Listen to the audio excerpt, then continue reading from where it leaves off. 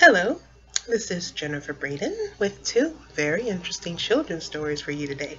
The first features my favorite trickster character, Anansi the spider from West Africa, and his stories are still told today to children and family and friends and whoever wants to share in this very long-lasting storytelling tradition. The name of this story is Why Anansi Has Eight Thin Legs. Once upon a time, a long time ago, there lived a spider named Anansi. Anansi's wife was a very good cook, but always, Anansi loved to eat the food that others in the village had made for their friends and for themselves. One day, he stopped by Rabbit's house. Rabbit was his very good friend. "There are greens in your pot!" cried Anansi. Anansi loved greens. "They are not quite done," said Rabbit, "but they will be soon. Stay and eat with me." "I would love to, Rabbit, but I have some things to do," Anansi said. If he waited at Rabbit's house, Rabbit would certainly give him jobs to do. "I know. I'll spin a web. I'll tie one end around my leg and one end to your pot. When the greens are done, tug on the web and I'll come running." Rabbit thought it was a great idea, and so it was done. "I smell beans, delicious beans cooking in a pot."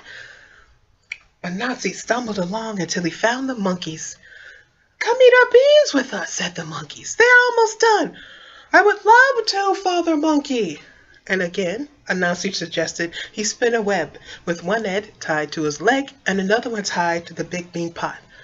Father Monkey thought it was a great idea, and his children did too. And so it was done. "I smell sweet potatoes." Anansi sniffled happy as he walked along. "Sweet potatoes and honey, ooh, my favorite." "Anansi!" cried his friend Hog. "My pot is full of sweet potatoes and honey. Come share my food with me." "I would love to, but I have things to do." And again, Anansi suggested he spin a web with one end tied around his leg and another end tied to the sweet potato pot. His friend Hog thought it was a great idea, and so it was done. By the time Anansi arrived at the river, he had one web tied to each of his 8 legs. This was a wonderful idea," he told himself. "I wonder whose pot will be ready first." Just then, Anansi felt a tug at the end of his leg. "Ah! This is a web attached to Rabbit's greens!" He felt another, and another, and another.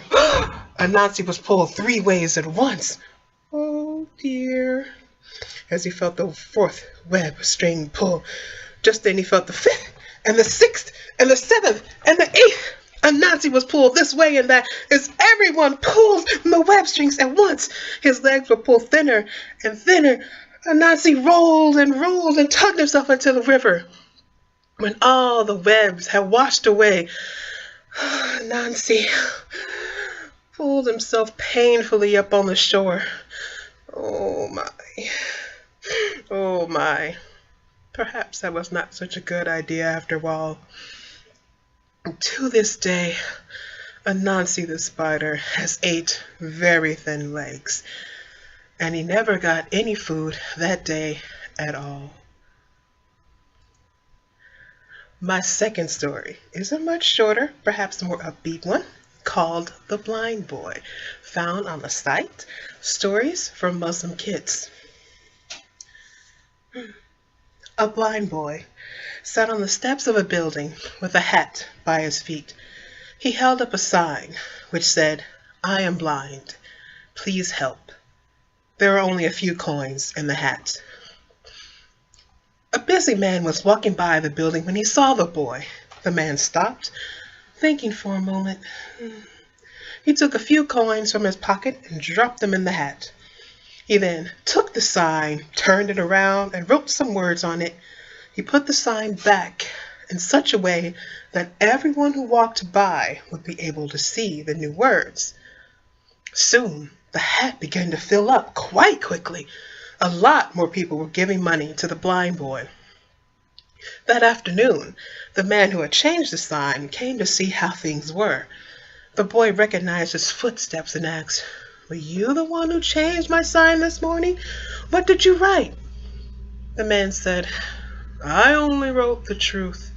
I said what you said, but in a different way."